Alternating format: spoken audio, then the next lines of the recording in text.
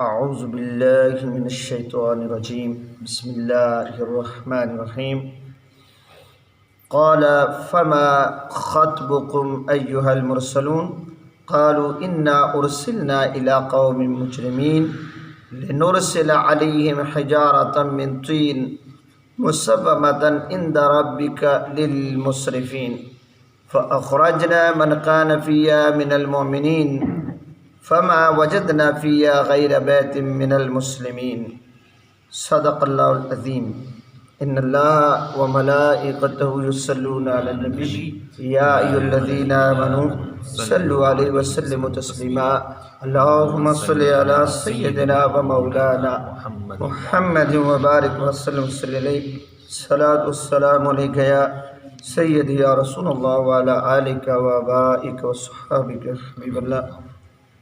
حضرات گرامی، سورۃ ذاریات کی آیت نمبر 31 سے آیت نمبر 36 تک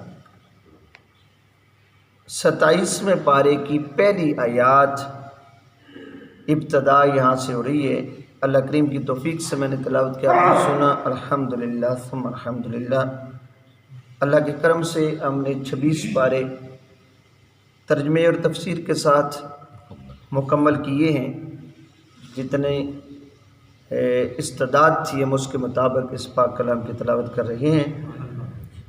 تو آج ہم الحمدللہ 27ویں پارے کی ابتدا کر رہے ہیں۔ خوش نصیب ہیں وہ جو باقاعدہ اس کی تلاوت کو سنتے رہے ہیں، اور ہم انشاءاللہ اس پاک کلام کو ترجمے اور تفسیر کے ساتھ بہت جلد مکمل کر لیں گے۔ یہ محض اللہ کا کرم ہے، تحدیث نعمت کے طور پر۔ پیچھے جو بات چل رہی تھی، ابراہیم علیہ السلام کے پاس فرشتے آئے، انہوں نے کھانا نہیں کھایا۔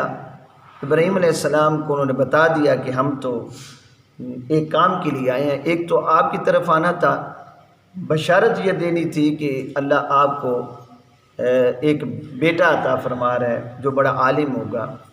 تو سیدہ سارہ رضی اللہ تعالیٰ عنہ وہ پیچھے سے اٹھ کے آئیں اور انہوں نے اپنے منہ پہ ہاتھ رکھا بڑے زور کے ساتھ۔ تو میں بوڑھی اور اس وقت مجھے کیوں بچہ ہوگا، بڑی حیران نہ ہوئی۔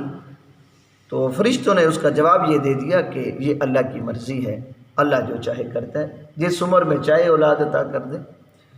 اس وقت آپ کی عمر 90 سال تھی اور ابراہیم علیہ السلام کی عمر 100 سال سے تجاوز کر رہی تھی۔ بارکیف اس کے بعد انہوں نے آگے پھر ابراہیم علیہ السلام نے پوچھا کہ تم کدھر جا رہے ہو؟ یہ تو بات ہوگی، مکمل ہوگی، آگے کیا پروگرام ہے؟ یعنی تمہارا آنا خطرہ بھی لگ رہا ہے۔ تو انہوں نے بتایا کہ ہم لوط علیہ السلام جو ہیں ان کی قوم کے پاس جا رہے ہیں۔ تو ابراہیم علیہ السلام نے پوچھا کیوں جا رہے ہیں؟ تو انہوں نے آگے جو بات بتا دی کہ ہم دراصل اس قوم کو تباہ کرنے جا رہے ہیں، اللہ کا حکم یہ ہے اور ہمیں اللہ نے بھیجا ہے اور ہم اس قوم کو آج ختم کرنے جا رہے ہیں۔ تو ابراہیم علیہ السلام کے چونکہ لوط علیہ السلام سگے بھتیجے تھے، یہ رشتہ یاد رکھنا، لوط علیہ السلام ابراہیم علیہ السلام کے سگے بھتیجے ہیں۔ تو وہ بڑے حیران ہوئے، انہوں نے پوچھا اگر آپ وہاں جا رہے ہیں تو میرے بھتیجے کے ساتھ اس کی فیملی بھی ہے، خاندان بھی ہے، وہ بھی تباہ ہو جائے گا عذاب آ گیا تو انہوں نے یہ بات آگے بتا دی۔ ان آیات میں بھی اس کے ترجمے میں ہم پڑھیں گے انشاءاللہ کہ نہیں، ایسا نہیں ہے، ہم اس خاندان کو بچا لیں گے مگر ایک عورت کے سوا۔ وہ عورت کیا تھی؟ لوط علیہ السلام کی بیوی تھی، وہ چونکہ کافروں کے ملی ہوئی تھی تو اس لیے وہ مجرموں میں شامل ہو گئی۔ تو اب انہوں نے جو عذاب نازل کیا وہ پتھر تھے، اور وہ ایسے پتھر تھے کہ جن پر ہر مجرم کا نام لکھا ہوا تھا۔ اب ان کا جرم کیا تھا؟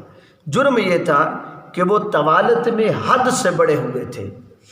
پنجابی میں اسے یا اردو میں منڈے بازی کہتے ہیں، یہ حد تھی ان کی، اور انہوں نے یہ بہت بڑا جرم جو وہ قوم کرتی تھی، اور ایسے نہیں کرتی تھی کہ چھپ چھپا کے، نہیں، بلکہ بڑے بڑے محفلوں کے اندر باقاعدہ پروگرام کے تحت، بڑے بڑے مجلسوں کے اندر سب کے سامنے یہ جرم کرتے اور خوشی محسوس کرتے۔ تو اللہ کریم کی یعنی انہوں نے حیا کے سارے پردے اتار دیے تھے۔ حتیٰ کہ لوط علیہ السلام نے انہیں یہ بھی آفر کی تھی کہ میری بیٹیاں ہیں ان سے نکاح کر لو اور یہ کام نہ کرو، یہ لڑکوں سے بدفعلی والا اتنا بڑا جرم جو ہے اس سے باز آ جاؤ۔ انہوں نے کہا نہیں ہم تو نہیں مانتے لوط علیہ السلام کے، حالانکہ وہ رشتہ دار اور تعلقات یعنی فیملی تھی بہت ساری جو ان کے، لیکن وہ نہیں مانے۔ تو اللہ کریم نے یا ان کا ذکر کیا، آپ ترجمہ سماعت فرما لیں۔ تو ابراہیم علیہ السلام پوچھتے ہیں ان سے، آپ نے پوچھا تمہارے آنے کا مقصد کیا ہے اے فرشتوں، یعنی پلاننگ کیا ہے؟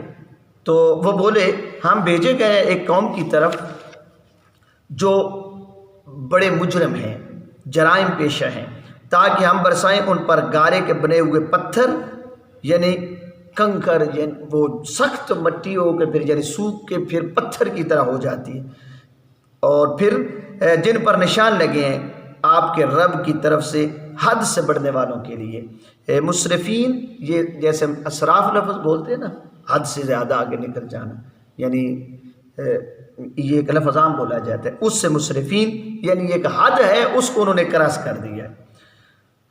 نزول عذاب سے پہلے ہم نے نکال لیا وہاں کے تمام ایمانداروں کو، پس نہ پایا ہم نے اس ساری بستی میں بجز ایک مسلم گھر کے، ایک مسلم خاندان تھا یعنی لوط علیہ السلام کا، اس کے علاوہ سارے کے سارے ہی اس بیماری میں مبتلا تھے، اس گناہ میں مبتلا تھے۔